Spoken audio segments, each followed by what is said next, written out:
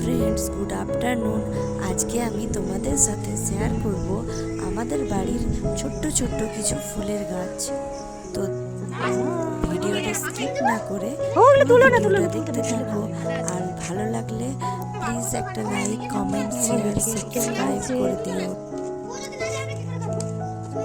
তুলতে নাই